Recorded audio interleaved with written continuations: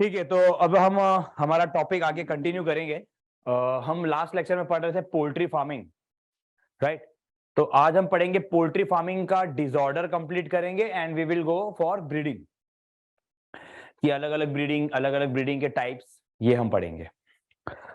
सो मैं जैसे जैसे बोर्ड पे लिखूंगा आप लोग भी नोट डाउन करोगे।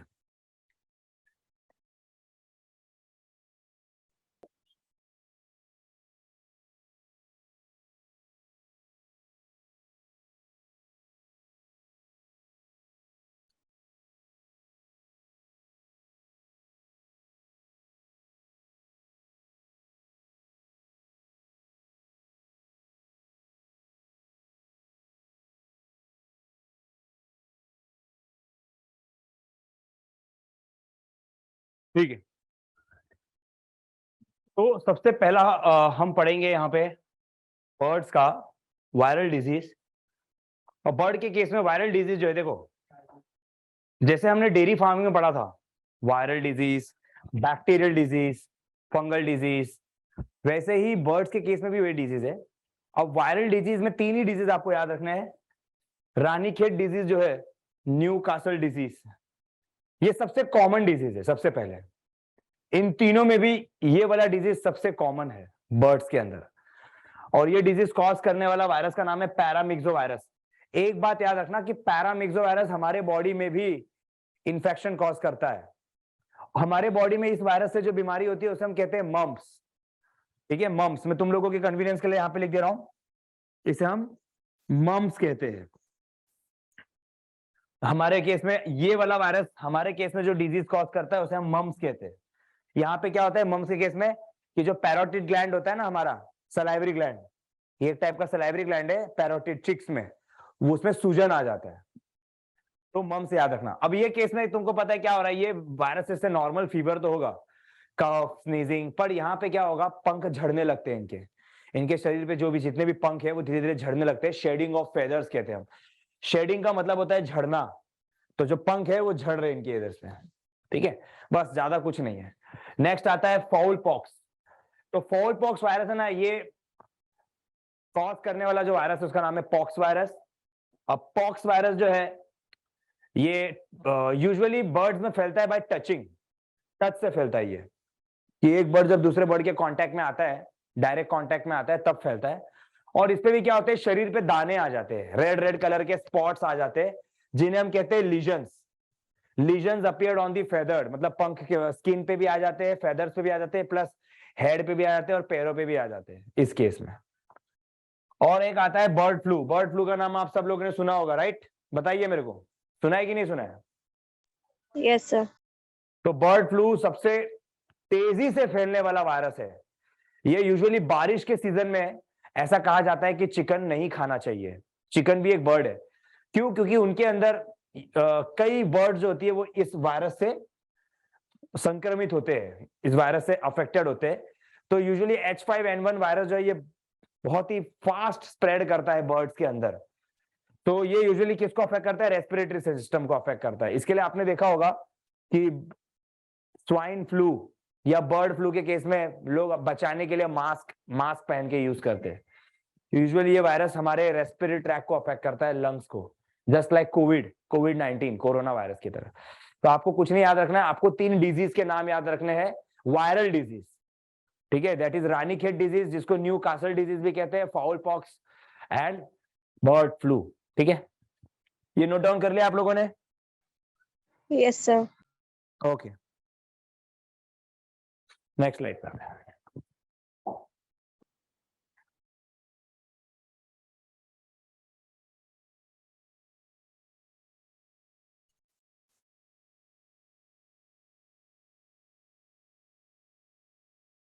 बैक्टीरियल डिजीज, एक ही नाम है, पुलोरम।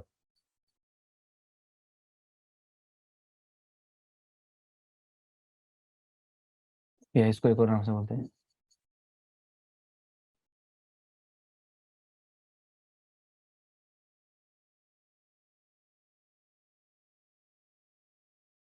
ओके, नेक्स्ट डिजीज आ रहा है, आप लोग देख लो, ये बैक्टीरियल डिजीज है। इसमें आपको एक ही डिजीज के नाम याद रखने हैं, वो डिजीज का नाम है पुलोरम। इसको पुलोरम क्यों कहते हैं? क्योंकि ये डिजीज कॉज करने वाले बैक्टीरिया का नाम पुलोरम ही है। पूरा नाम क्या है? सैल्मोनेला पुलोरम। सैल्मोनेला हमारे केस में भी एक डिजीज कॉज करता है। बताइए कौन सा डिजीज है वो बैक्टीरिया का नाम है सैल्मोनेला टाइफी। टाइफाइड।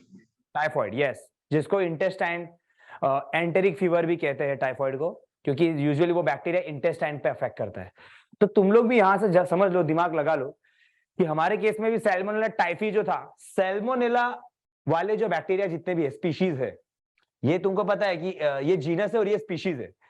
तो सैल्मोनेला वाले जितने भी जीनस है ना, वो सब इंटेस्टाइन पे पहले अफेक्ट करते हैं। तो सीधी सी बात है, इस केस में भी इंटेस्टाइन मतलब डाइजेस्टिव ट्रैक ही अफेक्ट होगा। तो उससे क्या होता है? लूज मोशन होता है, दैट इज डायरिया। तो देखो एक कॉमन सिम्टम यहाँ पे आ गया, डायरिया, व्हाइटिश डायरिया। सीधी सी बात है, लूज मोशन के केस में यहाँ पे डायरिया हो रहा है। और ड्रूपिंग विंग्स बोल रहे हैं, मतलब वही विंग्स झड़ रहे। ओके, विंग्स झड़ रहे मतलब जितने भी विंग्स है यहाँ पे वो एकदम फेदर जो है वो एकदम शेड ऑफ हो रहे।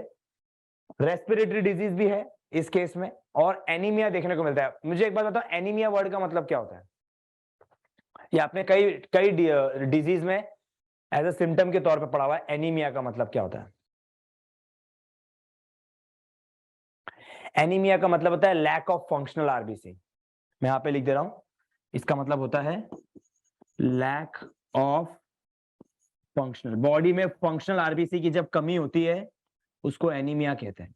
देखो कुछ नहीं है, ये जो बैक्टीरिया है ना, ये इंटेस्टाइन में अफेक्ट करके, एकदम तुमको क्लियर कट बताता हूं। देखो ये बैक्टीरिया यूजुअली बर्ड के अंदर आया कैसे? तो यूजुअली बर्ड्स गंदा पानी अगर पी लेंगी या कोई गंदा खाना खा लेंगी कंटैमिनेटेड, तो उस कंटैमिनेटेड फूड एंड वाटर के जरिए ये इनके बॉडी में एंटर करता है। अब जैसे ये बॉडी में एंटर किया तो ये इंटेस्टाइन के अंदर जाके इंफेक्शन क्रिएट करेगा, जिससे इंटेस्टाइन में इंफेक्शन होने की वजह से क्या होगा? डायरिया होगा, और एकदम व्हाइट कलर का डायरिया होता है। अब ये बैक्टीरिया क्या करता है? इंटेस्टाइन के वॉल को पार करके ब्लड में चला जाता है। इंटेस्टाइन के वॉल में पोर्स क्रिएट कर देता है, परफोरेशंस क्रिएट कर देता है, और पोर्स क्रिएट करने से ये इंटेस्टाइन के वॉल को पार करके रप्चर करके ब्लड में जाता है, और ब्लड में जाके आरबीसी को डैमेज करता है। अब तुमको पता है आरबीसी को डैमेज करेगा तो धीरे धीरे आरबीसी का नंबर क्या होते जाएगा? कम होते जाएगा। और तुम मेरे को एक मेन फंक्शन बताओ, आरबीसी का क्या मेन फंक्शन है? सो ऑक्सीजन कैरी करना। ये तो ऑक्सीजन की कमी होगी तो उससे ब्रीदिंग में डिफिकल्टी होगी, रेस्पिरेटरी डिसऑर्डर। समझ रहे हो? तो इस तरह से याद करो कि ये बैक्टीरिया गंदा खाना गंदा पानी पीने से गया अंदर, इंटेस्टाइन में इंफेक्शन कॉज करेगा जिससे डायरिया होगा, इंटेस्टाइन के वॉल को रप्चर करके ब्लड में जाएगा, और ब्लड में जाके आरबीसी को किल करेगा या डैमेज करेगा, और इसी की वजह से एनीमिया हो रहा है। एनीमिया की वजह से ही तो ब्रीदिंग में डिफिकल्टी हो रही है, क्योंकि आरबीसी की कमी होगी तो ऑक्सीजन का सप्लाई भी कम होगा, और फाइनली ब्रीदिंग में डिफिकल्टी होगी। चलिए इतना हो गया। इसके लिए इस बीमारी को बैसिलरी व्हाइट डायरिया भी कहते हो, क्योंकि इसमें जो स्टूल है, वो जो फीकस है, वो एकदम व्हाइट कलर का होता है यहाँ पे। ठीक है, ये नोट डाउन किया आप लोगों ने? Yes, sir. ओके, अब हम नेक्स्ट डिजीज की तरफ जा रहे हैं। Will do fungal disease.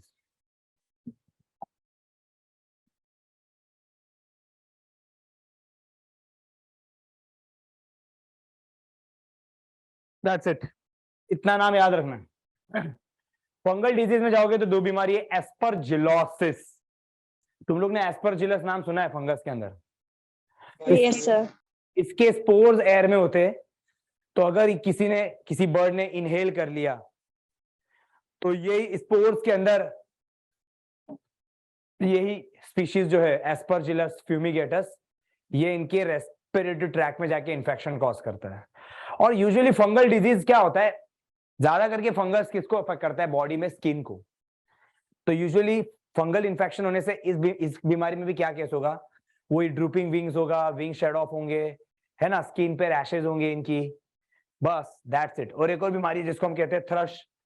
Thrust के बारे में ज्यादा कुछ नहीं दिया एनसीईआरटी में, तो हम ज्यादा कुछ याद भी नहीं करेंगे, थ्रश बोला भी नहीं एनसीईआरटी ने, बट तुमको एटलीस्ट ये दो डिजीज याद रहनी चाहिए। एस्परजिलोसिस, मैंने क्या कहा कि कोई इनहेल करेगा, क्योंकि फंगस के स्पोर्स एयर में होते हैं। तो एस्परजिलस फ्यूमिगेटस स्पोर्स जो होते हैं वो एयर में होते हैं, जिससे कोई बर्ड अगर ब्रीद इन करता है तो उसके रेस्पिरेटरी ट्रैक में जाके इन्फेक्ट करेगा, तभी तो न्यूमोनिया हो रहा है। देखिए बॉर्डर न्यूमोनिया भी कह रहे हैं, तो यूजुअली लंग को अफेक्ट करेगा ये। यूजुअली, ठीक है।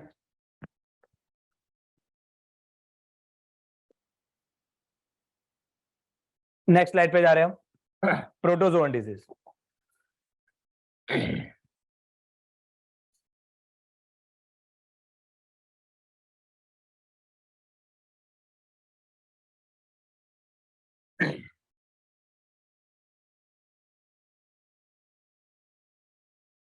देखिए, प्रोटोजोन डिजीज में जो अगली डिजीज है coccidiosis, caused by the genus called coccidia. बस कुछ नहीं याद रखना है, सिर्फ आपको वर्ड याद रखने हैं। कोकिडिया एक टाइप का प्रोटोजोन डिजीज है। यहां पे क्या हो रहा है, ruffles feathers, okay, affects intestine, ruffles feathers. मतलब फेदर जो है ना, कैसे व्रिंकल टाइप है, बराबर से बने नहीं हुए, आधे अधूरे निकले हुए हैं, थोड़े बहुत शेड ऑफ हो गए, थोड़े बहुत झड़ गए, थोड़े बहुत है भी पर वो आधे अधूरे बने हुए। तो कैसे एकदम व्रिंकल, जैसे हमारा स्किन कैसा हो जाता है एकदम व्रिंकल्ड ड्राई, वैसे ही इनका स्किन हो जाता है और ग्रोथ हो नहीं पाती है इस केस में। तो आपको सिर्फ 3, अभी तक हमने क्या पढ़ा, वायरल डिजीज। वायरल डिजीज में 3 थे, Ranikhet disease, fowl pox and, बताइए, Ranikhet disease, fowl pox and bird flu. हाँ, फिर बैक्टीरियल डिजीज में हमने 2 पढ़े, कौन से,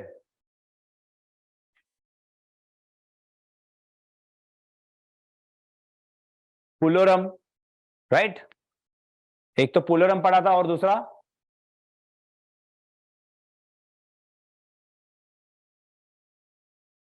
यस गरिमा, निकिता। सर एक ही था ना।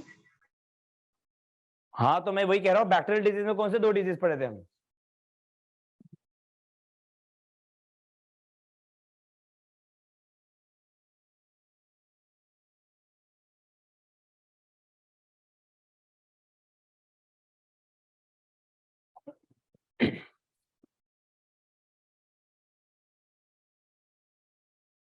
दो नहीं था, एक ही था, पुलोरमी था, जिसको हम लोग एक और नाम से कह रहे थे व्हाइटिश डायरिया, ठीक है। नेक्स्ट,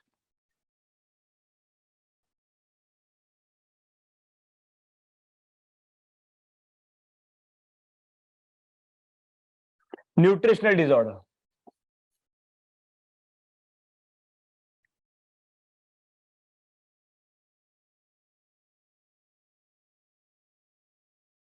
मतलब कुछ, एक है एनसेफेलोमेलिसिया,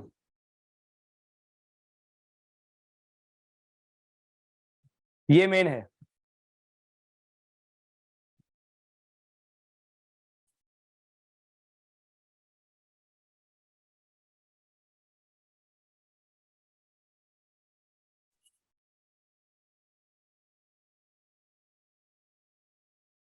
ओके, देखिए, एनसेफेलोमेलिसिया एक ऐसी बीमारी है जहां पे इसमें बॉडी के अंदर इनको विटामिन ई नहीं मिल रही है। देखो विटामिन ई कहीं ना कहीं, वैसे तो बहुत चीजों के डेवलपमेंट के लिए होता है विटामिन ई, स्किन के डेवलपमेंट के लिए, फर्टिलिटी के लिए, ओके, स्पर्म बनने के लिए, एग बनने के लिए, पर कहीं ना कहीं विटामिन ई का मेन फंक्शन ये भी होता है कि ये कहीं ना कहीं बॉडी के ग्रोथ के लिए हेल्प करता है, मतलब ब्रेन के डेवलपमेंट के लिए हेल्प करता है एंड ऑल। तो विटामिन ई की डेफिशिएंसी से क्या हो रहा है कि इनके ब्रेन का डेवलपमेंट बराबर नहीं हो रहा है। अब ब्रेन का डेवलपमेंट बराबर नहीं होने की वजह से ना इनके अंदर कोऑर्डिनेशन बड़ी पुअर है। कोऑर्डिनेशन का मतलब क्या होता है, तालमेल। जैसे चल रहा हूं, जब मैं यहां पे ऐसे चल रहा हूं, तो यहां पे मेरा आई कोऑर्डिनेट कर रहा है मेरे ब्रेन से, मेरा ब्रेन सिग्नल भेज रहा है मेरे हाथों को, मेरा हाथ और मेरा ब्रेन सिग्नल भेज रहा है मेरे पैरों को, जिसे मैं देख रहा हूं, हाँ भाई आगे से राइट लेना है, आगे से लेफ्ट लेना है, आगे पत्थर है। तो मैं जब भी कोई कोई काम करता हूं तो मेरे मल्टीपल ऑर्गन्स काम कर रहे हैं, तो वो ऑर्गन्स के बीच में क्या हो रहा है, कम्युनिकेशन हो रहा है। जैसे कि कोई बास्केटबॉल खेल रहा है या कोई क्रिकेट खेल रहा है, तो उसमें बॉडी कोई एक ऑर्गन काम नहीं कर रहा है, बॉडी के मल्टीपल ऑर्गन्स काम कर रहे हैं। तो उन ऑर्गन्स के बीच में जो कम्युनिकेशन होता है ना, उसे हम कहते हैं कोऑर्डिनेशन। जब आपको कोई भी एक काम करना है तो आपके मल्टीपल ऑर्गन्स आपस में मिलजुल के काम करने चाहिए, तब आप जाके वो काम तक को अच्छे से कर पाओगे। तो वो ब्रेन डेवलपमेंट बराबर ना होने की वजह से यहाँ पे कोऑर्डिनेशन नहीं हो रहा है, जिसके वजह से ये उड़ने में इनको तकलीफ होती है, चलने में तकलीफ होती है। इसके लिए इस कंडीशन को कहते हैं गेट। गेट का मतलब होता है पुअर कोऑर्डिनेशन।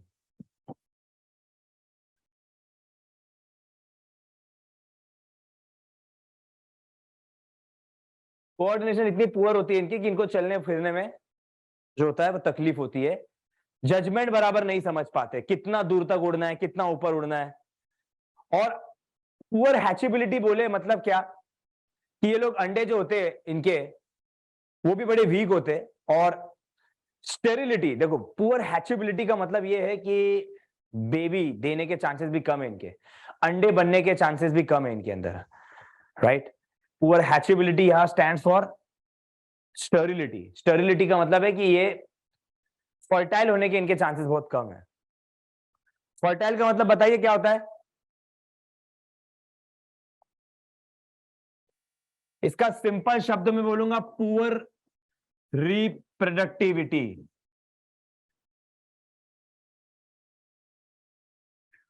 पुअर रिप्रोडक्टिविटी,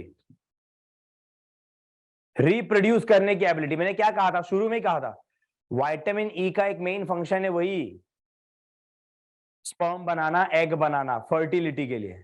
तो सीधी सी बात है, जिस विटामिन ई की डेफिशिएंसी होगी तो फर्टिलिटी तो कम होगी, फर्टिलिटी कम होगी, इसके लिए पुअर रिप्रोडक्टिविटी या रिप्रोड्यूसिबिलिटी। रिप्रोड्यूसिबिलिटी बोलेंगे तो ज्यादा बेटर है। बोलो ये पॉइंट समझ में आ रहा है आपको? ये 3 Yes, पॉइंट sir. जो एनसेफेलोमैलेसिया,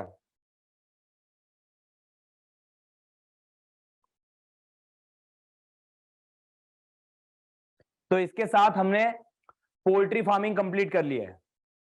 अब हम नेक्स्ट टॉपिक पे जा रहे हैं, ब्रीडिंग के ऊपर जा रहे हैं हम। ठीक है, नेक्स्ट टॉपिक पे सबने नोट डाउन किया ये? Yes, sir. ओके।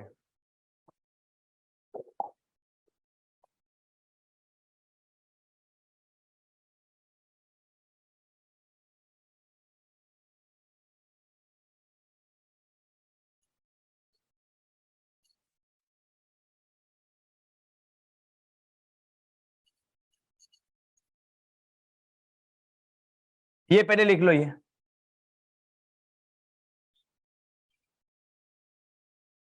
लिखा?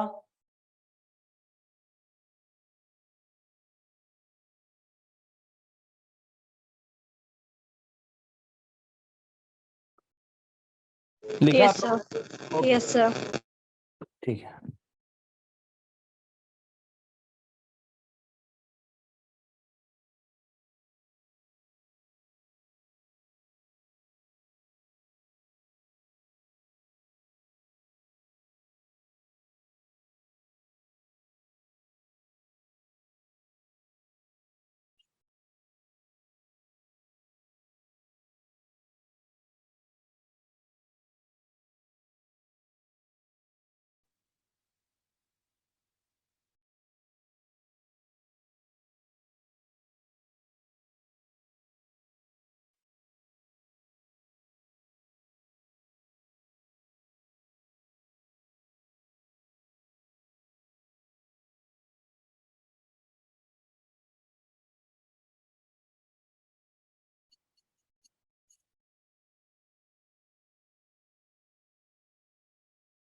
ठीक है, इसे नोट डाउन कर लो फटाक से, फिर एक्सप्लेन करता हूं ये।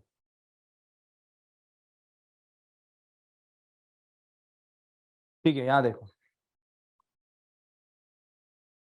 सबसे पहले ब्रीडिंग का मतलब होता क्या है, यहां देखते हैं। ब्रीडिंग का मतलब क्या होता है, देखो, ब्रीडिंग का ही दूसरा नाम है क्रॉसिंग। सिंपल लैंग्वेज में ब्रीडिंग का मतलब होता है मीटिंग। आप दो इंडिविजुअल्स को मीटिंग करवा रहे हो, मतलब एक मेल है और एक फीमेल है, आप मेट करवा रहे हो। अब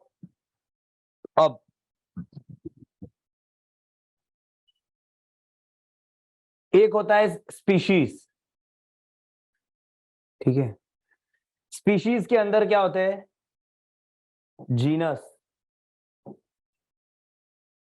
जीनस और स्पीशीज, सॉरी सॉरी सॉरी,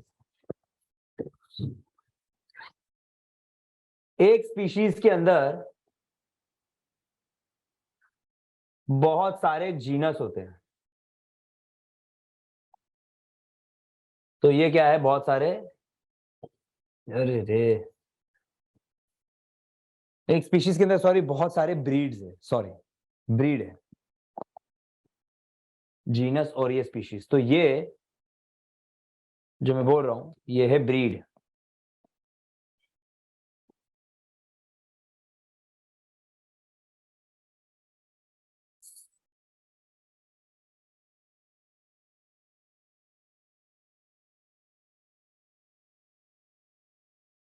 जैसे कि कल मैंने आप लोगों को एक एग्जांपल दिया था डॉग का,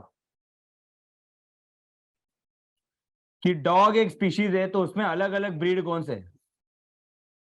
एक स्पीशीज के अंदर बहुत सारे ब्रीड होते हैं। तो डॉग जैसे कि एक स्पीशीज है तो इसमें एक ब्रीड है लैब्राडोर,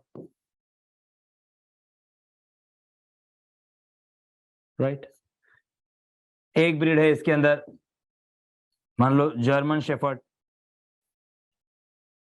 बहुत सारे हैं ऐसे, डॉबरमैन।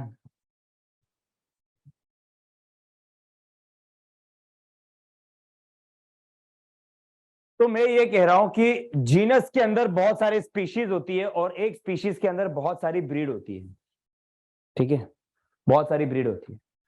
जैसे कि एक स्पीशीज है और इसमें ये बहुत सारी ब्रीड है, तो जैसे डॉग एक स्पीशीज है वैसे उसमें ये बहुत सारी ब्रीड है। अब ब्रीडिंग मैंने यहां पे डेफिनेशन लिखा है, group of animals which are similar in character. Breed का मतलब क्या होता है, मतलब इस ब्रीड के अंदर जितने भी एनिमल्स है, ये एक एनिमल और ये दूसरा एनिमल, ये एकदम सेम सेम दिखते हैं, समझ लो, क्योंकि ये दोनों सेम ब्रीड के हैं। देखो ना, they are similar in character, size, appearance, मतलब दिखने में एकदम सिमिलर होंगे। तो ऐसे एनिमल्स जो कि बहुत ही सिमिलर दिखते हैं, सिमिलर काम करते हैं, सिमिलर साइज है उनका, वो एनिमल्स को हम सेम ब्रीड कहेंगे। They belong to same breed, ठीक है। ब्रीड का मतलब समझा? ब्रीड का मतलब Yes, sir. ये एक एनिमल, ये दूसरा एनिमल, ये तीसरा एनिमल, ये चौथा, ये पांचवा, ये छठा, ये सातवां, मतलब इस ग्रुप के अंदर जितने भी एनिमल है, ये वाला जो सर्कल में यहां पे हाईलाइट कर रहा हूं, ये वाला, इस ग्रुप के अंदर जितने भी एनिमल्स है वो सभी के सभी एनिमल सेम दिखते हैं, सेम काम करते हैं, सेम साइज के हैं, अपीयरेंस पूरा सेम है उनका। तो उस ग्रुप को मैं कहूंगा ब्रीड। तो ये एक ब्रीड है, ये दूसरा ब्रीड है, ये तीसरा ब्रीड है, ये चौथा ब्रीड है। ऐसे ब्रीड का मतलब होता है ग्रुप ऑफ एनिमल्स सेम दिखने वाले, तो वो उस ग्रुप को ब्रीड कहते हैं।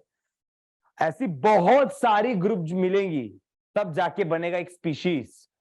क्या बनेगा? स्पीशीज बनेगा। अब अगर हमने ब्रीडिंग या मीटिंग सेम ब्रीड के अंदर कराया तो हम बोलते हैं इन ब्रीडिंग। क्या बोलेंगे हम? इन ब्रीडिंग। मतलब मैं एग्जांपल दे रहा हूं तुमको,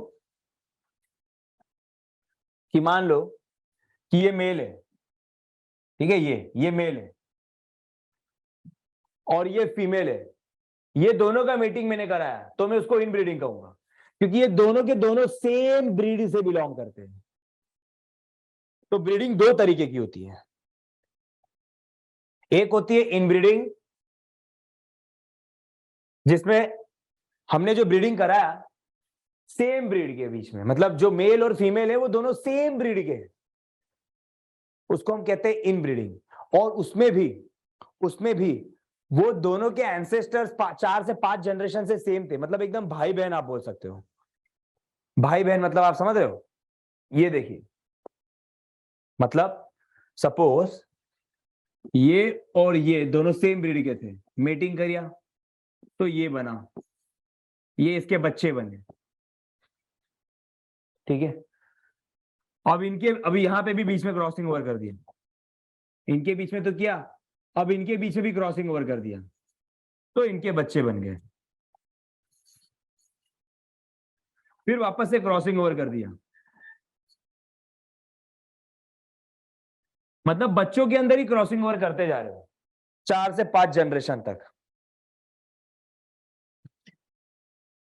मैं आपको ऐसे फ्लो चार्ट वाइज करके ही बताऊंगा।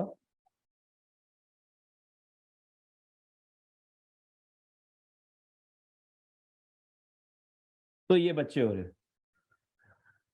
मतलब फिर से मैं क्रॉसिंग ओवर कर रहा हूं इनके बीच में, तो फिर ये बच्चे हो रहे हैं। एक तो नहीं होंगे, एक से ज्यादा ही होते हैं एनिमल्स में। अब आप अगर देखो, ये वाला जो मैं मीटिंग करा रहा हूं, मेटिंग मतलब ब्रीडिंग, ये ब्रीडिंग जो मैं करा रहा हूं, ये दोनों भी इंडिविजुअल। कौन सा इंडिविजुअल? ये और ये। क्या ये दोनों भी इंडिविजुअल अलग अलग ब्रीड के कि सेम ब्रीड के? बताइए। ये दोनों भी same individual breed. Same breed के, उसमें भी ये दोनों के एंसेस्टर सेम है। वो भी एक जनरेशन नहीं, दो नहीं, तीन नहीं, चार। समझ? उसको हम कहते हैं इनब्रीडिंग। मतलब मान लो कि एक मेल है और एक फीमेल है, इसके बीच में आप मीटिंग करा रहे हो या ब्रीडिंग करा रहे हो, ऐसे ब्रीडिंग को हम कहेंगे इनब्रीडिंग। क्यों इसको इनब्रीडिंग कहेंगे? आपको दो शर्तें याद रखनी है। पहला तो वो दोनों के दोनों सेम ब्रीड के होने चाहिए, both belongs to same breed. सीधी सी बात है, दोनों सेम ब्रीड के। और वो दोनों के एंसेस्टर पिछले 4 से 5 जनरेशन तक सेम होने चाहिए, and must have common ancestor from for 4 to 6 generation. मतलब इन दोनों के एंसेस्टर भी सेम रहने चाहिए पिछले 4 से 5 पीढ़ी तक। तब उस टाइप के ब्रीडिंग को, तब इस ब्रीडिंग को मैं कहूंगा इन ब्रीडिंग, क्योंकि इनके एंसेस्टर्स भी एकदम सेम है। आई बात समझ में? बताइए। Yes sir. Okay, very good. अब देखो यहां पे मैंने तुमको इनब्रीडिंग बताया, इनब्रीडिंग का मतलब बताया। इनब्रीडिंग होने के लिए दो शर्तें हैं। एक तो वो मेल और फीमेल दोनों के दोनों सेम ब्रीड के होने चाहिए, और दूसरे उनके एंसेस्टर 4 से 5 जनरेशन तक सेम होने चाहिए। इन दोनों के एंसेस्टर भी यही है, यही है, यही है। देखो इनके एंसेस्टर एकदम सेम है। ठीक है, ये चीज याद रखना। इसको बनाओगे आप लोग,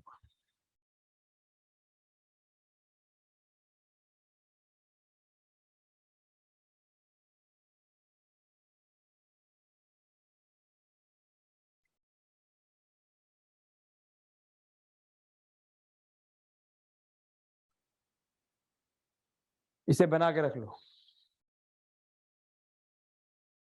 हो गया? Yes sir. ठीक है, अब देखो यहां पे, ये तो तुमको मकसद समझ में आ रहा है। ब्रीडिंग करने का मकसद क्या होता है? कि ब्रीडिंग करने का मकसद ये होता है कि हम एक मेल को सिलेक्ट करते हैं जिसके पास कोई सुपीरियर क्वालिटी हो।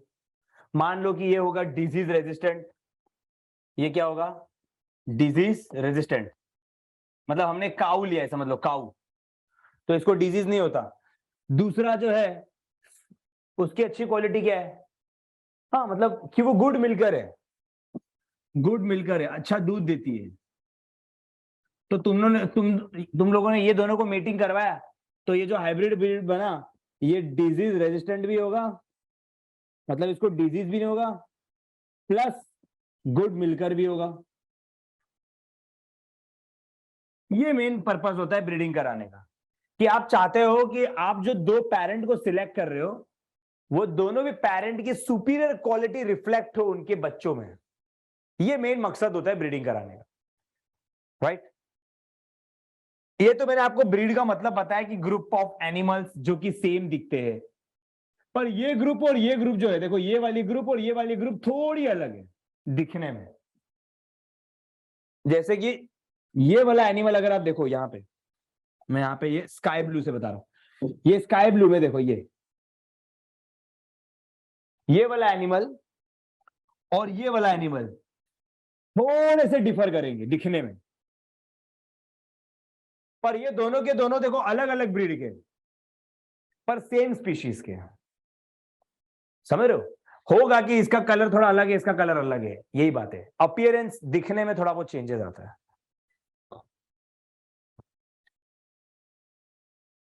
अब ध्यान दीजिए, अब मैंने यहाँ पे लिखा है टाइप्स ऑफ ब्रीडिंग।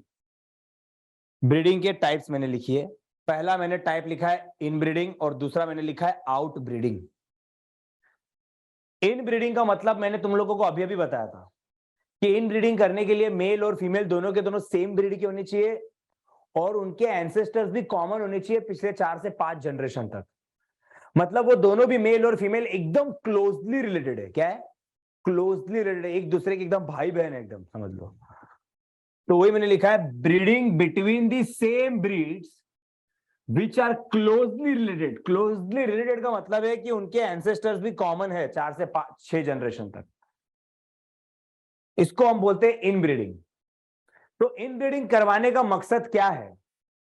क्या है? जैसे कि तुमको एक एग्जांपल देता हूं, जैसे कि एक एग्जांपल देता हूं कि मेरे को टॉल प्लांट चाहिए। क्या चाहिए मेरे को? टॉल प्लांट चाहिए। ठीक है, मेरे को टॉल प्लांट चाहिए। तो ये टॉल प्लांट तुमको पता है कि उसका कैपिटल टी होता है और ड्वार्फ प्लांट जो है वो स्मॉल टी होता है।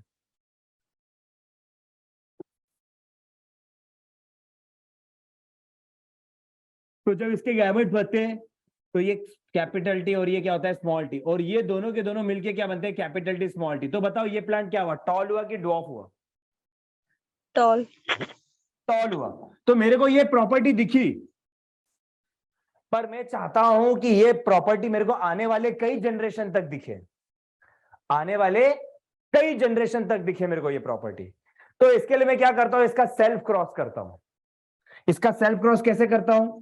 कि इसी टॉल को इसी टॉल के साथ मैं मेट करवाता हूं। तो जब इसी टॉल को इसी टॉल के साथ मेट कराऊंगा तो इसके गैमेट्स क्या बनेंगे? कैपिटल टी स्मॉल टी, और इसके भी क्या बनेंगे? जस्ट अ सेकेंड, इसके भी क्या बनेंगे? कैपिटल टी और स्मॉल टी। और इस तरह से मेरे को 4 पॉसिबिलिटी मिलेगी।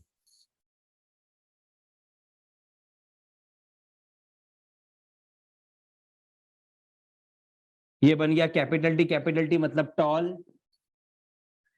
ये बन गया capital T small T, capital T small T, और ये स्मॉल टी। तो मैंने इसको सेल्फ क्रॉस क्यों किया?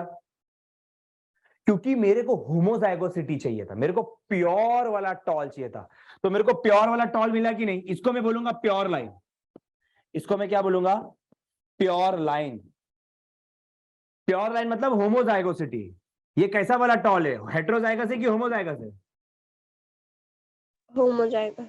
हाँ, तो देखो मैं चाहता हूं कि मेरे को टॉल वाले प्लांट दिखे, इसके लिए मैं इसको सेल्फ क्रॉस कर रहा हूं।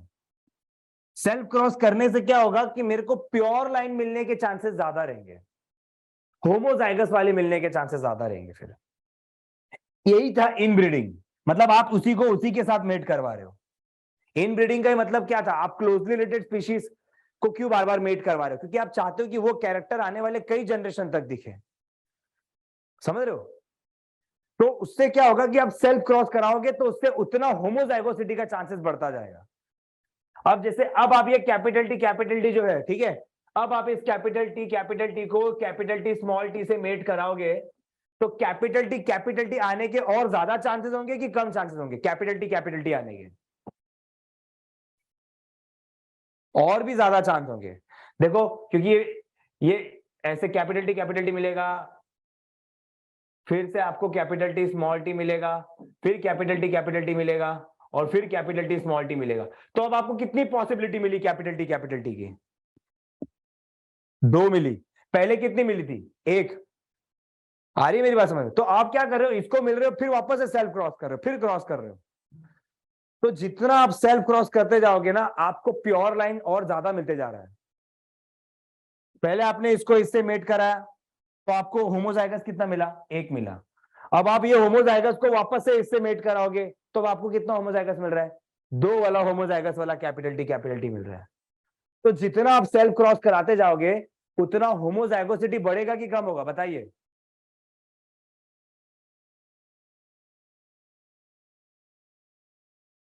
यस गरिमा, यस निकिता, समझ में आ रहा है कि नहीं आ रहा है? पहले वो बताओ। Yes sir.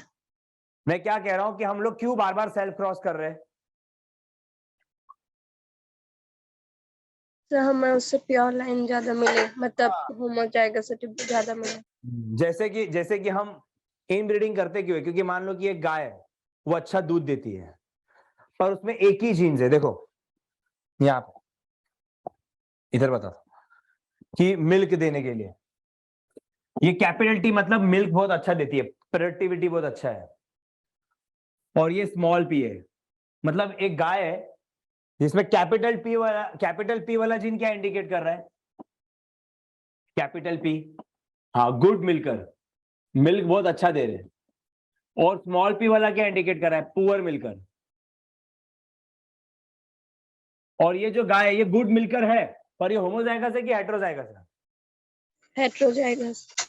हेटेरोजाइगस है। अब मैं तो चाहूंगा कि भैया फ्यूचर में मेरे को होमोजाइगस वाला मिले, क्योंकि गुड मिलकर चाहिए मेरे को, पर मैं तो आने वाले कई जनरेशन तक गुड मिलकर चाहता हूं, तो मैं वापस से इसको इसके साथ क्यों सेल्फ क्रॉस करवा रहा हूं, बताइए, ताकि मेरे को क्या मिले, इनमें से क्या मिले, होमोजाइगस मिले, क्योंकि ये वाला होमोजाइगस। यस है। सर। अब आप इधर देखोगे तो इसका बना कैपिटल पी स्मॉल पी, इसका भी बना कैपिटल पी और स्मॉल पी। अब पॉसिबिलिटी क्या दिखेगी, ये बन गए कैपिटल पी, ये दोनों क्या बन गए, कैपिटल पी स्मॉल पी, ये क्या बना वापस से कैपिटल पी स्मॉल पी, और ये दोनों क्या बनेंगे, स्मॉल पी। तो मैं क्या करूंगा, अभी मेरे को 4 बच्चे मिले, 4 पॉसिबिलिटी है, तो मैं तो वही बच्चे चूज करूंगा ना जो मेरे को टॉल दिख रहे, सॉरी गुड मिलकर दिख रहे। तो मैंने इसको अब सिलेक्ट किया, अब जब मैंने इसको सिलेक्ट किया, मतलब मैं तो जितना जितना सिलेक्ट करूंगा उतना होमोजाइगोस, अब मैं इसको वापस से क्रॉस जब करूंगा, सेल्फ क्रॉस करूंगा, तो फिर से मेरे को प्रोबेबिलिटी और बड़ी मिलेगी ना, कैपिटल पी मिलने की पॉसिबिलिटी अब ज्यादा मिलेंगे कि कम मिलेंगे, और आगे आने वाले जनरेशन में सर ज्यादा मिलेंगे। इसके लिए हम इनब्रीडिंग करते हैं, क्योंकि मैं चाहता हूं कि मेरे को गुड मिलकर वाले और भी ज्यादा मिले, और इनब्रीडिंग करने का मेन मकसद यही है, प्योर लाइन बढ़ाना, होमोजाइगोसिटी वाला बढ़ाना, ना कि हेटेरोजाइगस वाला, होमोजाइगोसिटी वाला बढ़ाना। तो वही मैंने यहाँ पे पॉइंट लिखा हुआ है, वही मैंने यहाँ पे पॉइंट लिखा हुआ है कि इनब्रीडिंग करने का मकसद क्या है, ये देखो प्योर लाइन बढ़ाना है। प्योर लाइन का ही मतलब दूसरे शब्दों में क्या बोला, होमोजाइगोसिटी। हाँ, पर इसका एक डिसएडवांटेज भी है। डिसएडवांटेज क्या है कि आप बार बार इनब्रीडिंग कराओगे ना, तो उससे क्या होता है कि कई बार 2 रिसेसिव जीन्स भी साथ में आ जाते हैं, और पता है कि 2 रिसेसिव जीन्स साथ में आते हैं तो कैरेक्टर एक्सप्रेस हो जाता है, जैसे कि यहां पे देख लो इधर, अब तुमने इसको इसके साथ क्रॉस करा है, ठीक है, पर आपको यहां पे नो डाउट स्मॉल पी वाला जीन कैसा है, डोमिनेंट है कि रेसेसिव है, रेसेसिव। और कैपिटल पी वाला डोमिनेंट। ठीक है। तो तुमने जब इसको इनब्रीडिंग कराया तो 2 रिसेसिव जीन्स भी साथ में तो आए ना, यस सर। तो ये तो बैड क्वालिटी दे देगा आगे जाके। तो ये क्या मैं बोलूंगा कि रेसेसिव जीन्स अब एक्सप्रेस हो सकता है कि नहीं यहाँ पे, यस सर। तो ये एक डिसएडवांटेज निकला इनब्रीडिंग का, कि अगर आप बार बार इनब्रीडिंग करा रहे होगे तो चांसेस होगा कि आपका जो ओरिजिनल वाला था उसमें रिसेसिव जीन एक्सप्रेस नहीं हो रहा था, पर आप जितना सेल्फ क्रॉस करते जाओगे तो रिसेसिव जीन्स भी साथ साथ में आएंगे और एक्सप्रेस होने लगेंगे।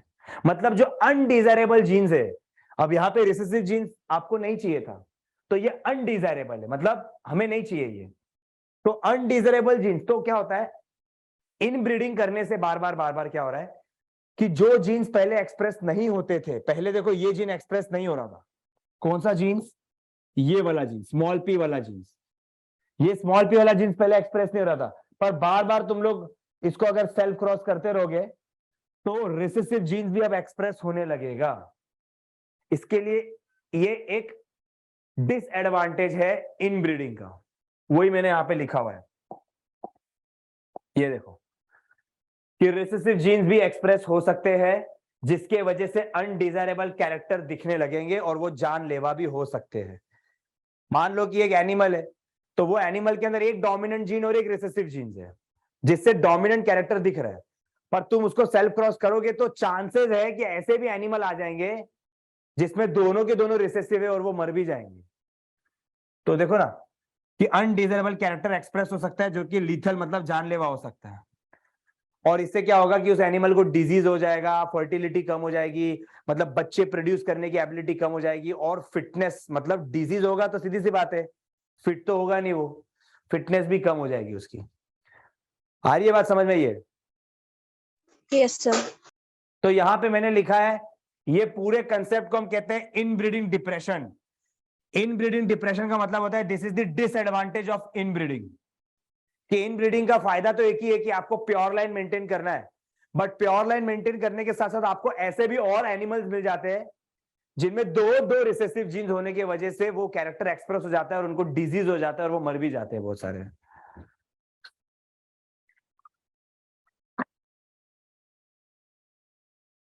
ओके, तो यही है कि इनब्रीडिंग करने से होमोजाइगस बढ़ रही है, आपका डोमिनेंट जीन्स का होमोजाइगोसिटी बढ़ रहा है, पर यह भी चांसेस है कि आपके हेट्रोजाइगस कुछ कुछ दूसरे हेट्रोजाइगस वाले जीन्स भी होमोजाइगस बन सकते हैं। इतना समझ में आया?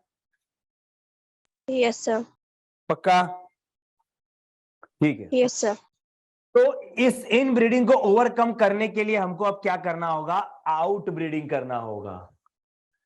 तो ये इन ब्रीडिंग आप करते रहते हो प्योर लाइन मेंटेन करने के लिए, होमोजाइगस दिखाने के लिए।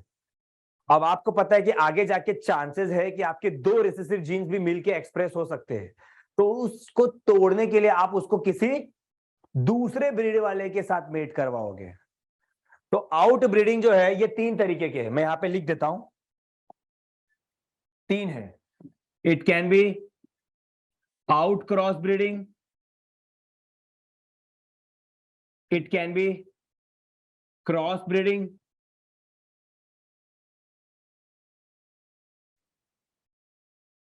और it can be inter specific hybridisation.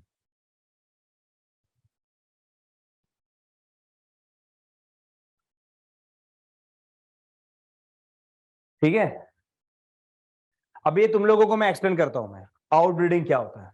देखो यहां पे नेक्स्ट स्लाइड पे आता है।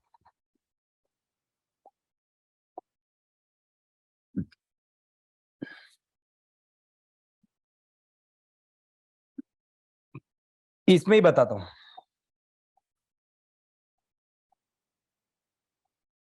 ये रेड वाले लोग एक अपना ब्रीड है कि नहीं? Yes sir. अब इसमें हम लोग ले लेते हैं व्हाइट वाला।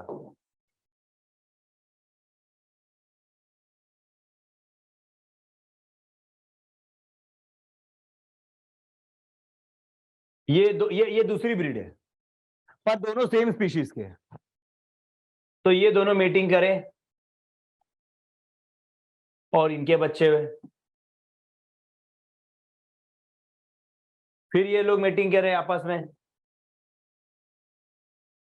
फिर इनके बच्चे हुए,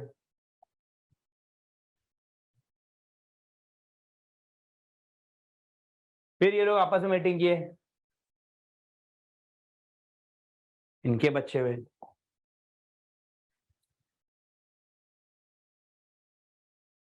और फिर ये लोगों ने मीटिंग की आपस में, इनके बच्चे हुए।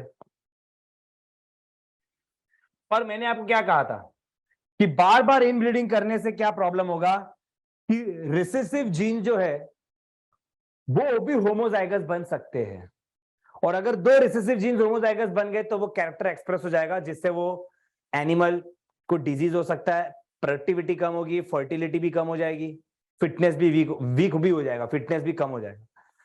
तो इसको तोड़ने के लिए अब हम इसको क्या करेंगे, इस ब्रीड के मेल को या फीमेल को किसी दूसरे ब्रीड के फीमेल के साथ मेट करेंगे। तो यहां पे ये मेल और फीमेल क्या दोनों सेम ब्रीड के कि अलग अलग ब्रीड के? बताइए। यस, मेरे को बताओ कि ये मेल होगा, ठीक है चलो ये मेल है और ये फीमेल है, ये दोनों की बात चल रही है। सर अलग अलग ब्रीड के हैं। ये दोनों अलग अलग ब्रीड के, तो ये होता है क्रॉस ब्रीडिंग। इसको हम क्या बोलते हैं? Cross breeding. देखो यहां पे ये क्रॉस ब्रीडिंग का मतलब है कि एक मेल किसी एक ब्रीड का है और फीमेल किसी दूसरे ब्रीड की है, उसको आप मेटिंग कर रहे हो। तो ये जो मैंने तुमको एग्जांपल दिखाया ना, ये वाला, ये क्रॉस ब्रीडिंग है। ये इधर लिखता हूं, ओ ग्रीन।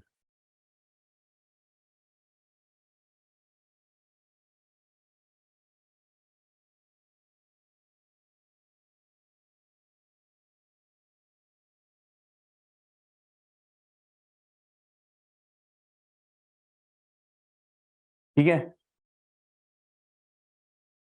ये वाला ब्रीडिंग कौन सा है बताओ? ये वाला,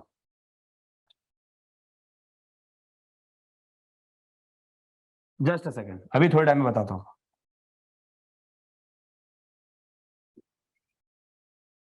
मेरे को बताओ ये वाला ब्रीडिंग कौन सा है, बताइए। इनब्रीडिंग। पर क्या इन दोनों के ऊपर के जो एंसेस्टर है, क्या वो 4 से, देखो एंसेस्टर सेम है, पर क्या इसके ऊपर के और एंसेस्टर आपको कंफर्म है कि वो 4 से 5 जनरेशन तक इनके ऊपर के एंसेस्टर्स भी सेम रहेंगे? No sir. तो ये हो गया आउट ब्रीडिंग। मतलब मेल और फीमेल दोनों के दोनों नो डाउट सेम ब्रीड के हैं, दोनों के दोनों सेम ब्रीड के हैं, पर तुम लोगों को इस डायग्राम में दिख रहा है क्या कि ये दोनों के एंसेस्टर कॉमन है 4 से 5 जनरेशन तक? नहीं, समझ में आई बात? Yes sir.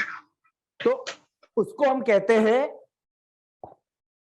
Out cross breeding. Out cross breeding के अंदर क्या होता है कि मेल और फीमेल दोनों सेम ब्रीड के, पर इनके एंसेस्टर क्लोजली रिलेटेड नहीं है। क्लोजली रिलेटेड नहीं है मतलब मैं अभी तुम लोगों के लिए डायग्राम बनाता हूं। देखो ये वाला, ये डायग्राम देख के शायद समझ में आ जाए तुम लोगों को। चलो ये वाला, ये एक अपना अलग चेन है। ये दोनों मिले, इनके बच्चे हुए, ये दोनों मिले, इनके बच्चे हुए।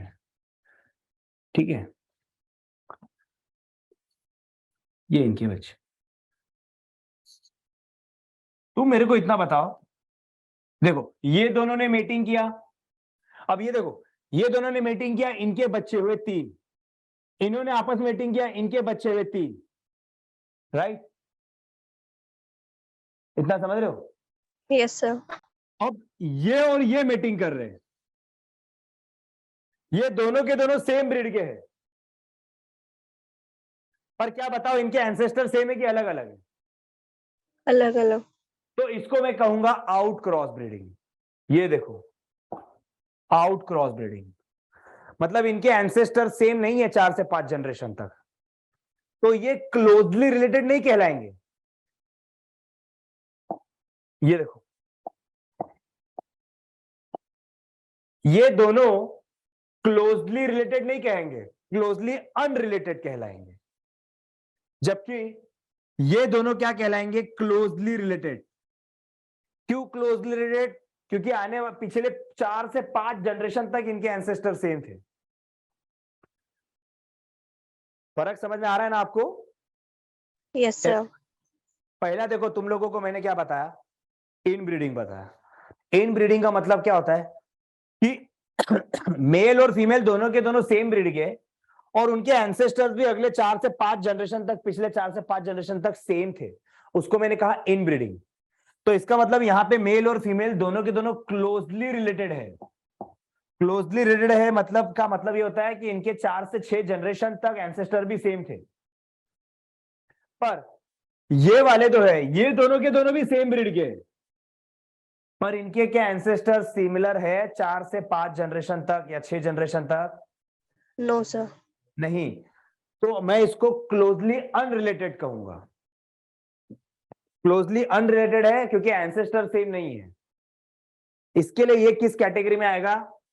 ये आ जाएगा आउट ब्रीडिंग में। आउट ब्रीडिंग के केस में क्या है? आउट ब्रीडिंग का मतलब क्या है कि यहां पे मेल और फीमेल मीटिंग कर रहे हैं, अगर सेम ब्रीड के हैं तो क्लोजली, अगर सेम ब्रीड के हैं तो कॉमन एंसेस्टर नहीं होंगे, कॉमन एंसेस्टर नहीं होंगे तो क्या बोलेंगे? Out cross breeding. दोनों अगर अलग अलग ब्रीड के हैं तो हम क्या बोलेंगे, क्रॉस ब्रीडिंग। या दोनों अलग अलग स्पीशीज के हैं, भाई मेल एक अलग स्पीशीज का है, फीमेल एक अलग स्पीशीज की है, तो हम बोलेंगे इंटर स्पेसिफिक हाइब्रिडाइजेशन। आ रहा है समझ में ये चीज? Yes, sir.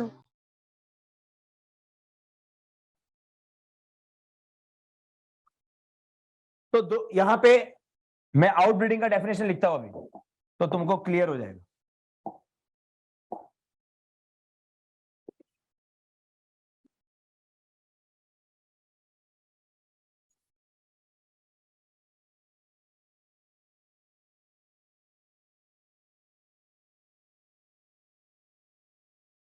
May be between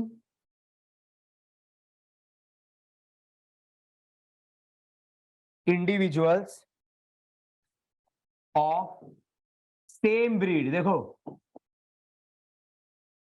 या तो दो इंडिविजुअल के बीच में हो रहा है जो कि दोनों के दोनों कैसे हैं, सेम ब्रीड के हैं, पर शर्त यह है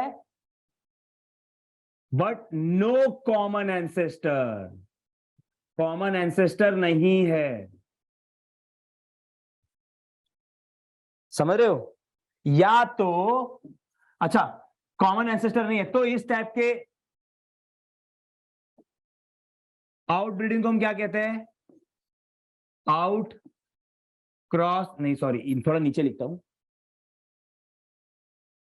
इसको हम क्या कहते हैं, out cross breeding. Out cross breeding का मतलब क्या होता है कि मेल और फीमेल दोनों के दोनों सेम ब्रीड के हैं बट कॉमन एंसेस्टर नहीं है। जो मैंने यही डायग्राम में तुमको अभी अभी दिखाया, ये देखो कॉमन एंसेस्टर नहीं है, तो इसको मैं क्या कहूंगा, इसको मैं कहूंगा आउट क्रॉस ब्रीडिंग कहूंगा। हो सकता है कि ये मेल है और फीमेल है और ये क्या है, मेल है, तो ये मेल और फीमेल दोनों के दोनों सेम ब्रीड के हैं पर इनके एंसेस्टर सेम नहीं है, तो ये हो गया आउट क्रॉस ब्रीडिंग। समझ में आया आपको? Yes, sir. दूसरा वाला, या तो मेल और फीमेल के बीच में मीटिंग हो रहा है बट वो डिफरेंट ब्रीड के हैं, और बिटवीन डिफरेंट ब्रीड, दोनों के दोनों सेम स्पीशीज के पर वो मेल और फीमेल अलग अलग ब्रीड के हैं। ये वाला, ये वाला, ये एक अलग ब्रीड का था, व्हाइट कलर से दिखाया था मैंने, तो ये हो गया क्रॉस ब्रीडिंग। समझा? Yes, sir. तो इसे हम कहेंगे डिफरेंट ब्रीड वाला जो है, उसको पिंक से लिखता हूं, इसको मैं कहूंगा क्रॉस ब्रीडिंग।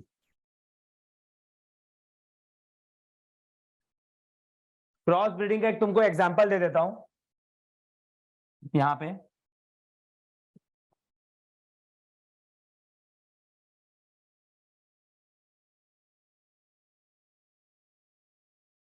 कि एक शिप प्रोड्यूस की गई थी, मरीनो रैम्स करके एक ब्रीड है, उसको ब्रीड करवाया गया, मेटिंग करवाया गया या क्रॉसिंग, ब्रीडिंग बोलो मेटिंग बोलो या क्रॉसिंग बोलो मतलब एक ही है। मरीनो रैम्स को मेट करवाया गया बीकानेरी ईव से।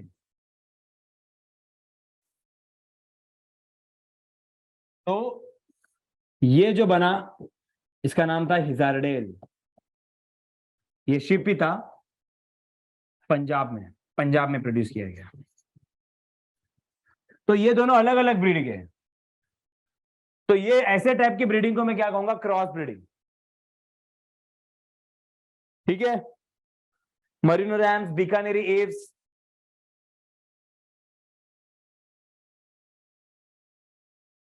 या एक और एग्जांपल ले लो,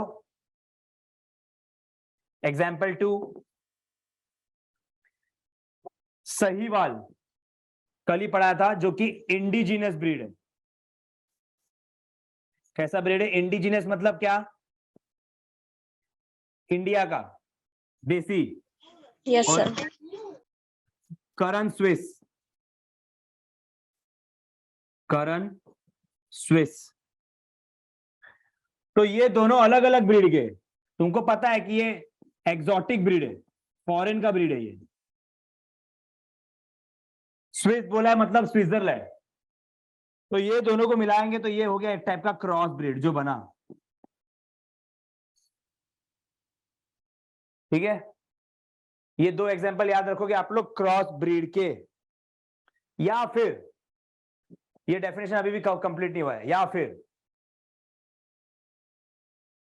और बिटवीन डिफरेंट स्पीशीज, आप मेल और फीमेल के बीच में क्रॉसिंग कर रहे हो, पर एक मेल एक स्पीशीज का है और फीमेल दूसरे स्पीशीज की है। ब्रीड छोड़ दो, अब तो स्पीशीज ही अलग हो गया। बिटवीन डिफरेंट स्पीशीज, तो उसको हम क्या कहते हैं?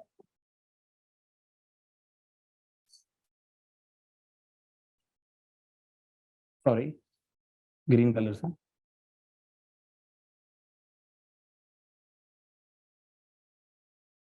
Interspecific hybridisation. समझ रहे हो? जैसे कि यहां पे देखो, इधर से भी मैंने आपको करके दिखाया था, ये इसमें मैंने बताया था ये एक स्पीशीज है, और मैंने बोला ये एक दूसरी स्पीशीज है ये, और ये स्पीशीज के अंदर ये अलग अलग ब्रीड है। ठीक है, ये स्पीशीज में एक अलग अलग ब्रीड है और ये एक इंडिविजुअल है स्पीशीज के अंदर का।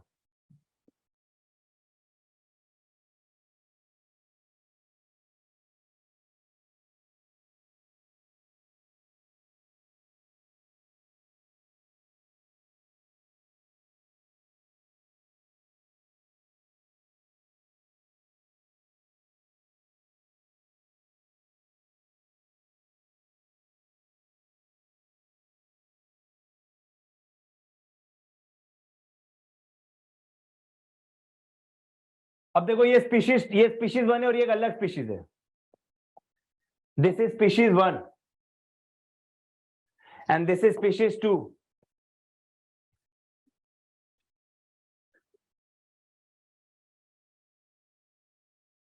तो ये इंडिविजुअल और ये इंडिविजुअल, बताओ सेम स्पीशीज के कि अलग अलग है?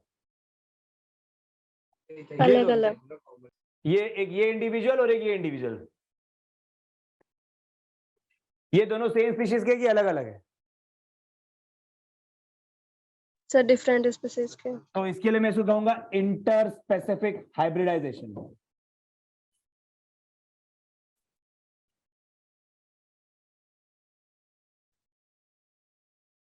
तो मैंने यहां पे तुम लोगों को बताने की कोशिश की है कि इन दोनों के बीच में अगर होता है, ये देखो ये दोनों, तो मुझे बताओ क्या होगा? ये दोनों इन ब्रीडिंग होगा कि आउट क्रॉस होगा कि क्रॉस ब्रीडिंग होगा कि इंटर स्पेसिफिक होगा?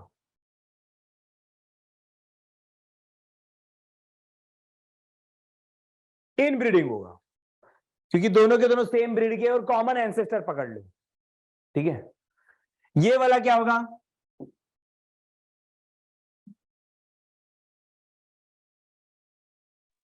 Cross breeding. यस। और ये वाला जो बना है ना मैंने, ये तुम लोग या तो इन ब्रीडिंग समझ लो या तो आउट क्रॉस भी हो आउट सकता है। क्रॉस। यस हाँ, सर। आउट क्रॉस भी हो सकता है। यस, तो वो सर समझ, अगर इनके एंसेस्टर सेम रहे आगे के तो हाँ हाँ, इनब्रीडिंग तो अगर वो नहीं रहे हाँ, तो। तो वो समझने के लिए मैंने ये बनाया, ताकि आप लोग यस सर। इन ब्रीडिंग और आउट क्रॉस में कंफ्यूज ना हो। ठीक है, एक बार हम लोग इंटर स्पेसिफिक हाइब्रिडाइजेशन का एग्जांपल देख लेते हैं। इंटर स्पेसिफिक हाइब्रिडाइजेशन में दो अलग अलग स्पीशीज है, तो example of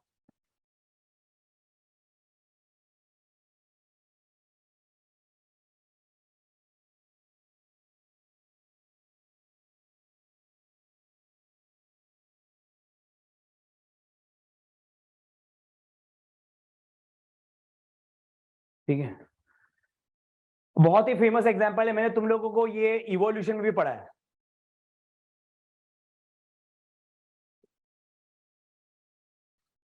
female horse, female horse को हम क्या कहते हैं? मैर, मैर कहते हैं। और मेल डोंकी, तो इनको कर दिया मीटिंग, तो बना क्या, म्यूल। म्यूल बना। या फिर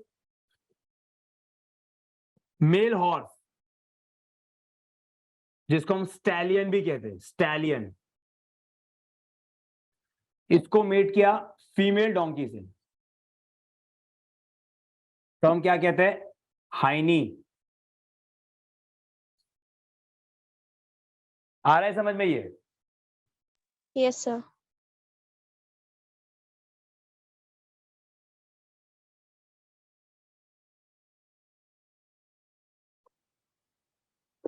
तो फिर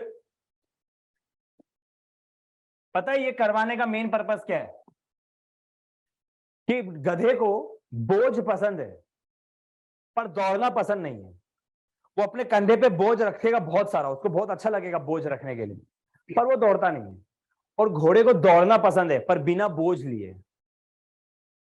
तो इंसान को कोई ऐसा एनिमल चाहिए था जो बोझ भी ले और दौड़े भी, तो इसके लिए उन्होंने ऐसे ऐसे मीटिंग करवाया। तो म्यूल और हाइनी जो है वो ऐसे है कि जो बोझ भी लेंगे और दौड़ेंगे भी। तो यूजुअली आपने केदारनाथ वगैरह यहाँ पे जो यात्री करने के टाइम पे जो पैसेंजर्स होते हैं, जो Yes, sir. आपने Yes, sir. देखा है कि उस पे बैठा के उनको लेके जाते हैं लंबा 15 Yes, 15 sir. 20 किलोमीटर। हाँ, तो यही पर्पस है। पर ये है ना कि ये लोग ज्यादा करके स्टराइल होते हैं, मतलब इनके बच्चे नहीं होते, क्योंकि हाइब्रिड जो होते हैं ज्यादा करके मोस्टली स्टराइल होते हैं। मैंने तुम लोगों को ये इवोल्यूशन में पढ़ाया था ऑलरेडी, हाइब्रिड ब्रेकडाउन या तो F1 जनरेशन पे ब्रेकडाउन हो जाएंगे या तो F2 जनरेशन पे ब्रेकडाउन हो जाएंगे। यूजुअली स्टराइल ही होते हैं ये लोग। पर मैं इधर लिख दे रहा हूँ, यूजुअली क्या होते हैं, स्टराइल होते हैं। ऐसे हम लोग ने लाइगर एंड टाइगॉन भी पढ़ा था कि मेल लायन है, फीमेल है, तो हम लोग लाइगर बोलते हैं, राइट। लाइगर और टाइगॉन भी हमने पढ़ा हुआ था, याद Yes, आ sir. हाँ। तो ये जो अभी हमने टॉपिक पढ़ा है, हमने इस चैप्टर में 3 टॉपिक फिनिश किए। एक तो हमने डेयरी फार्मिंग कंप्लीट कर दिया, पोल्ट्री फार्मिंग कंप्लीट किया है, और अभी हमने जो कंप्लीट किया वो है ब्रीडिंग। अभी जो नेक्स्ट लेक्चर हमारा होगा, जो कि मोस्ट प्रोबेबली थर्सडे को है, तो उस लेक्चर में हम कंप्लीट करेंगे apiculture, that is honey bee वाला सेक्शन, और अलग अलग टेक्निक पढ़ेंगे, मल्टीपल ओव्यूलेशन, एम्ब्रियो ट्रांसफर। ठीक है, तो ये जो टॉपिक है अभी रिमेनिंग, वो हम नेक्स्ट लेक्चर से कंटिन्यू करेंगे। आज के टॉपिक में हमने 3 चीजें डिस्कस की, जिसमें से ब्रीडिंग इंपॉर्टेंट था। ब्रीडिंग का मतलब सिंपल लैंग्वेज में होता है मेटिंग या क्रॉसिंग। ब्रीडिंग करने का मकसद होता है कि एक मेल का सुपीरियर क्वालिटी और एक फीमेल का सुपीरियर क्वालिटी दोनों भी रिफ्लेक्ट हो। इसके लिए हम ब्रीडिंग करवाते हैं, क्योंकि हम चाहते हैं कि दोनों भी, मेल और फीमेल की अपने अपने सुपीरियर क्वालिटी दोनों भी दिखे। इसलिए हम ब्रीडिंग करने से पहले ऐसे पेरेंट्स सिलेक्ट करते हैं जिनके पास कोई ना कोई सुपीरियर क्वालिटी तो होनी ही चाहिए।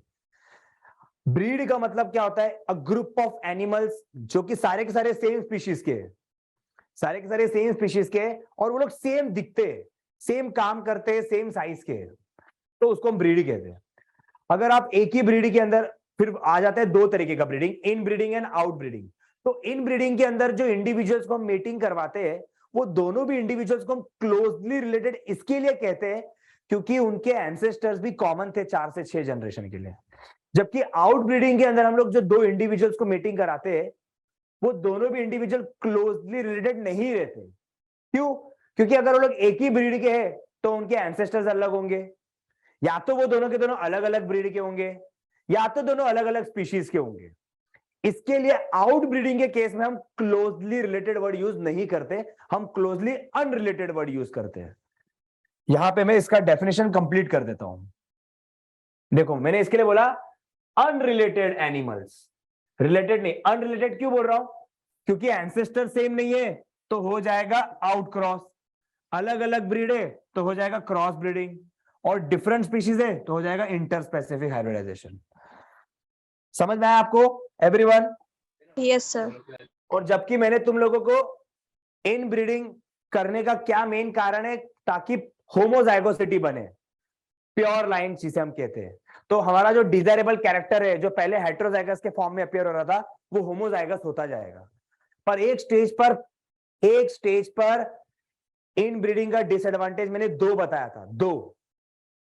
पहला डिसएडवांटेज क्या है इनब्रीडिंग का, कि भाई जो जीन्स पहले एक्सप्रेस नहीं होता था, जो रिसेसिव था, तो बार बार इनब्रीडिंग करने से वो रिसेसिव जीन भी होमोजाइगस हो सकता है, और जिससे उसको डिजीज हो जाएगा और उसकी जान भी जा सकती है। दूसरा, बार बार इनब्रीडिंग करने से वो एनिमल क्या हो जाएगा, स्टेराइल हो जाएगा, स्टेरिलिटी बढ़ेगी, मतलब वो रिप्रोड्यूस नहीं कर सकता, बच्चे और नहीं दे सकता, मतलब फर्टिलिटी कम हो गई और फिटनेस भी कम हो जाएगी।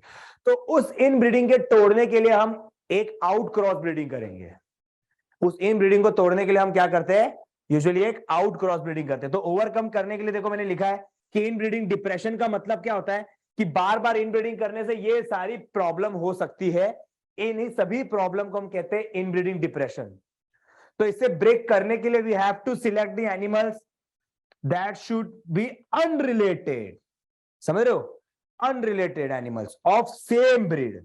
मतलब इसको तोड़ने के लिए हमको क्या करना होगा, सिंपल लैंग्वेज में we have to do out cross breeding, out cross breeding करना होगा। देखो ना इधर लिखा भी है, should be mated with unrelated species, unrelated superior animals of same breed. Same breed में अगर अनरिलेटेड बोल दिया मतलब उसी ब्रीड में है, पर अनरिलेटेड बोला मतलब कॉमन एंसेस्टर है कि नहीं है कॉमन एंसेस्टर, नहीं है। Yes very good. तो यहां पे याद रखना कि इन ब्रीडिंग डिप्रेशन को तोड़ने के लिए we have to perform out cross breeding, वही चीज है। तो इससे क्या होगा कि फर्टाइल हो जाएगा और यील्डिंग वापस से अच्छी हो जाएगी। So that's it for the day.